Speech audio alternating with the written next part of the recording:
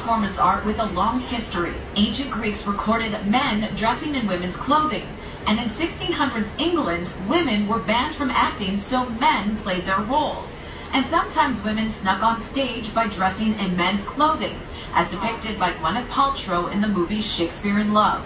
We know what happened in Shakespearean times. Women were not allowed to participate in plays, so the men dressed up in drag. Japanese culture similar to kabuki theater. Flame is a drag queen activist and educator who explains that over time, drag impersonation became tied to the LGBTQ community, and therefore it was considered a crime and had to move underground. Historically, many drag performers or trans people have been forced into nightlife because we have not been allowed access to be out in the light of day because of so much persecution, transphobia. So as a way to have a career in the daylight, many performers started working drag brunches. No. And more recently, reading books to children in what's become known as Drag Story Hour. I was one of those queer kids that needed to see representation, needed to see that I wasn't alone. So many kids get bullied for the silliest things, you know, too skinny, too heavy, too tall, too short.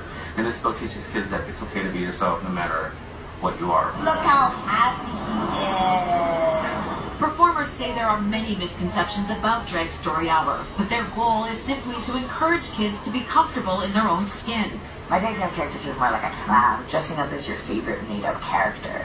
So for me, my character is a king, my character is a man. Oliver the Place is also a Drag Story Hour NYC reader who identifies as non-binary. Oliver says recently a child asked about their identity. She goes, Titi, are you a girl? And I go, no, I'm not a girl. And she goes, are you a boy? I go, no, I'm not a boy either. I'm kind of neither. I'm kind of both. I'm kind of all over the place. And she goes, my name out of drag is Angel. And she goes, your name is, she goes, you're just Angel? And I go, yeah, exactly. And she got it immediately. And for those who don't get it, these queens and kings say they're not asking for approval, they're just asking for acceptance. In the day and age in which we live now, and in this country, I think it's really important to solidify the message that drag is not dangerous. Drag is the opposite of dangerous. It is love.